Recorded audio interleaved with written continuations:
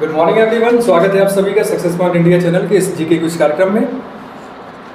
आज की क्लास आप सभी के लिए एक बेहद खास जरूर साबित होगी, क्योंकि आज जो क्वेश्चन लेके आए हम आपके सामने एक बेहतरीन क्वेश्चन है और प्रारंभिक यानी कि इससे पहले परीक्षाओं में, विगत वर्षों के एक दिवसीय परीक्षाओं में पूछे गए प्रश्न है।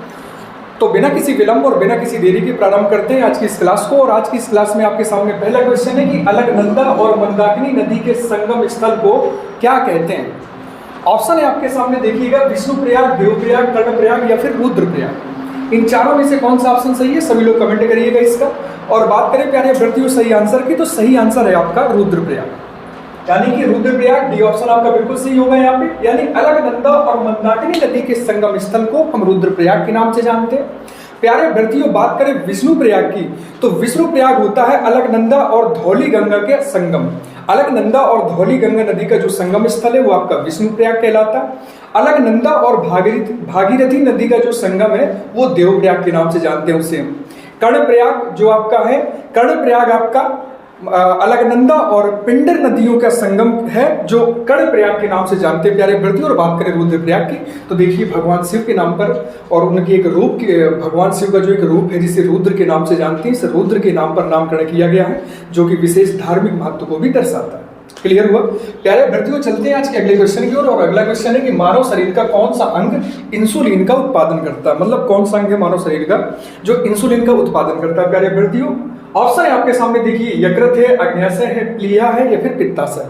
और प्यारे अभ्यर्थियों सही आंसर होगा आपका अग्न्याशय। अग्न्याशय आपका बिल्कुल सही आंसर है, यानी बी ऑप्शन आपका बिल्कुल क्लियर होगा यहाँ पे।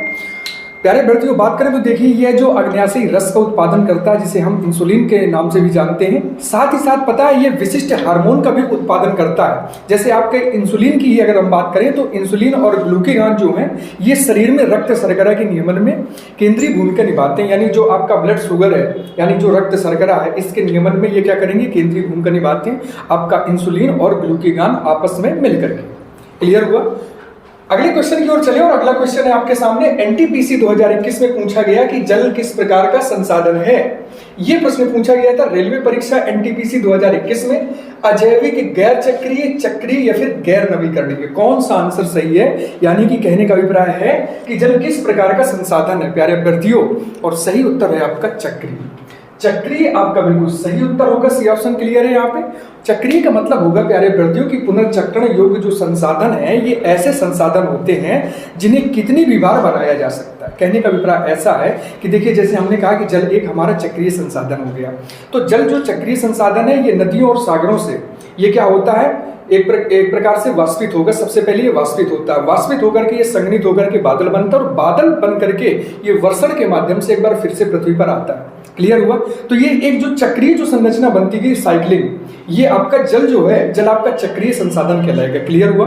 प्यारे अभ्यर्थियों नजर डालते हैं अगले क्वेश्चन की तरफ। और अगला क्वेश्चन है आपका कि भारत के संविधान के अनुच्छेद 44 में किसके लिए प्रावधान है। दिल्ली पुलिस कांस्टेबल 2017 में इसे पूछा गया था। आंसर देखिएगा, समान नागरिक संहिता या फिर गौरक्षा या फिर विदेश नीति या फिर इनमें से कोई नहीं। यानी कि संविधान का जो अनुच्छेद 44 है वो किसके लिए प्रावधान करता है प्यारे अभ्यर्थियों, और सही उत्तर होगा आपका समान नागरिक संहिता। समान नागरिक संहिता की बात करें प्यारे अभ्यर्थियों तो भारतीय संविधान में राज्य के नीति निर्देशक सिद्धांतों के अंतर्गत यानी अनुच्छेद 44 में कहा गया है कि राज्य अपने नागरिकों को पूरे भारत में समान नागरिक संहिता प्रदान करने का प्रयास करेगा। कहने का अभिप्राय ये हुआ, यानी कि इसके अगर हम उद्देश्यों की बात करें प्यारे अभ्यर्थियों तो देखिए भेदभावों को दूर करना और जो विभिन्न सांस्कृतिक प्रयास हैं इन प्रयासों और इन प्रथाओं के बीच में सामंजस्य स्थापित करना। किसी एक राज्य का कोई नागरिक है, देश के किसी भी राज्य में जा सकता है, इससे आपसी सांस्कृतिक जो प्रथाएं हैं इनको आपस में बढ़ावा मिलेगा, साथ ही साथ जो भेदभाव है इन भेदभावों को भी हम क्या कर पाएंगे, इनमें रोक लगा पाएंगे। क्लियर हुआ प्यारे अभ्यर्थियों? अगले प्रश्न की ओर चले। और अगला प्रश्न आपके सामने कि चाय में कौन सी मनोप्रभावी साइको एक्टिव दवा पाई जाती है। ये प्रश्न आपके सामने है जो पूछा गया है यूपीएससी एग्जामिनेशन 2017 में कि चाय में कौन सी मनोप्रभावी साइकोएक्टिव दवा पाई जाती है, यानी तत्व पूछ रहा है आपसे कि चाय में कौन सा तत्व पाया जाता है। ऑप्शन देखिएगा प्यारे अभ्यर्थियों, ब्यूप्रोपियन, मेरक्लाइन, एफिड्रीन या फिर कैफीन। बहुत ही सिंपल है और आप सभी को पता चल गया होगा। आंसर करिएगा सभी लोग, कैफीन है बिल्कुल सही उत्तर आपका। यानी कैफीन की बात करें तो कैफीन यानी डी ऑप्शन आपका बिल्कुल सही होगा यहाँ पे। तो प्यारे अभ्यर्थियों कैफीन और जो शीतल पेय है ये कैफीन एक प्रकार का शक्तिशाली उत्तेजक है। कैफीन जो है आपका ये शक्तिशाली उत्तेजक है, और चाय में कैफीन एक मनोप्रभावी औषधि जो है तो मनोप्रभावी औषधि का क्या करता है, निर्माण करता है। क्लियर हुआ। कैफीन के अगर रासायनिक सूत्र की बात करें प्यारे अभ्यर्थियों, तो इसका रासायनिक सूत्र मिलेगा आपको C8H10N4O2। ये कैफीन का रासायनिक सूत्र है। क्लियर हुआ। और प्यारे अभ्यर्थियों बात करें कैफीन की, तो कैफीन जो है तो थकान और तंद्रा को, यानी जो निंद्रा आ रही होती है, जो इसको क्या करता है, कम करने का प्रयास करता है। आपका कैफीन जो तत्व है जो आपके चाय और कॉफी में प्रमुख रूप से पाया जाता है। क्लियर हुआ। चलते हैं आज के अगले क्वेश्चन की तरफ, और आज का अगला क्वेश्चन है, निम्न में से किस वर्ष में एशियाई विकास बैंक यानी ADB की स्थापना की गई थी? 1978, 1966, 1980 या फिर 1959? प्यारे अभ्यर्थियों, एशियाई विकास बैंक की स्थापना पूछी जा रही है आपसे, ADB जिसे हम कहते हैं, ये पूछा गया आपसे, और सही उत्तर होगा प्यारे अभ्यर्थियों आपका 1966 ईस्वी। एशियाई विकास बैंक यानी कि जो ADB है आपका 1966 में इसकी जो है स्थापना हुई। बात करें इसके हेडक्वार्टर की, इसके मुख्यालय की बात करेंगे प्यारे अभ्यर्थियों, मनीला जो कि फिलीपींस में है।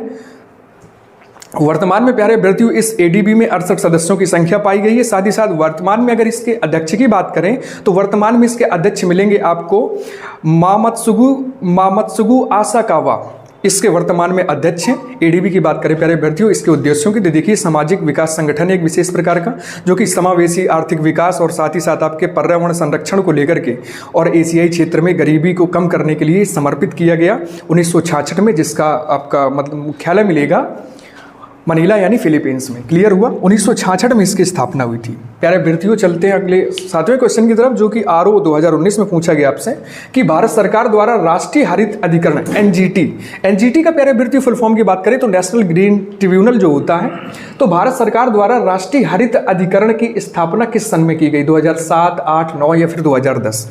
प्यारे अभ्यर्थियों और बात करें सही उत्तर की, तो सही उत्तर है आपके सामने 2010 में NGT यानी कि राष्ट्रीय हरित अधिनियम यानी कि राष्ट्रीय हरित अधिकरण NGT नेशनल ग्रीन ट्रिब्यूनल की स्थापना की गई थी। पर्यावरण संरक्षण क्लियर हुआ यहाँ पे, और भारत सरकार अधिनियम द्वारा इसकी जो मतलब की स्थापना की गई थी किसमें? 2010 में की गई थी। सही उत्तर होगा आपका 2010 यानी D ऑप्शन सही होगा। प्यारे अभ्यर्थियों बात करें तो देखिए पर्यावरण को संरक्षण देने के लिए और इसको और ज़्यादा बढ़ावा देने के लिए इस NGT यानी नेशनल ग्रीन ट्रिब्यूनल की स्थापना की गई। इसकी स्थापना 2010 में की गई। वर्तमान में अगर इसके मुख्यालय की बात करें प्यारे अभ्यर्थियों तो इसका मुख्यालय आपको दिल्ली में मिलेगा। श्री प्रकाश श्रीवास्तव वर्तमान में इस NGT के अध्यक्ष हैं। क्लियर हुआ।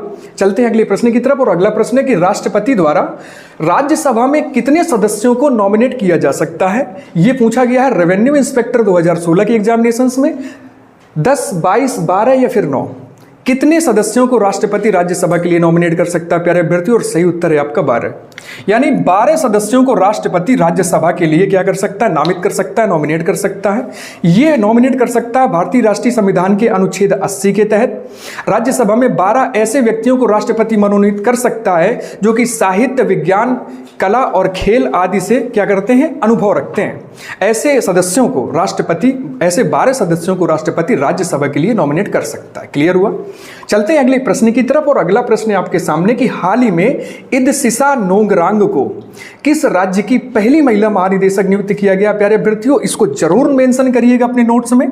मैं इसको इसीलिए हाईलाइट कर रहा हूं क्योंकि आपके लिए एक विशेष सवाल है जो नहीं हुआ वो आज आपके सामने क्वेश्चन है कि हाल ही में इदसिसा नोंगरांग को किस राज्य की पहली महिला महानिदेशक यानी DGP नियुक्त किया गया है?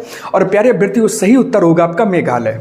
देखिए मेघालय में क्या हुआ कि मातृत्व शक्ति के साथ साथ विभिन्न मतलब समाज के बाधाओं को भी पार करते हुए मेघालय की पहली महिला पुलिस महानिदेशक, देखिए स्टैटिक जीके का क्वेश्चन है जो हमेशा आपके लिए सामने होगा कि भारत में पहली महिला पुलिस महानिदेशक DGP के रूप में जिन्होंने इतिहास रचा वो है आपकी इदासिसा नोंगरांग।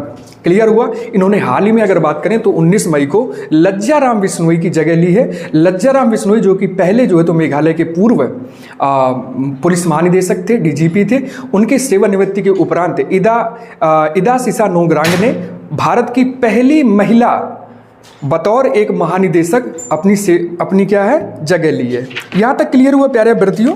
चलते हैं अगले प्रश्न की ओर, और अगला प्रश्न है आपके सामने कि विश्व प्रवासी पक्षी दिवस 2024 का विषय क्या है? कीड़े, जल, प्रकाश प्रदूषण या फिर पक्षियों की रक्षा करें।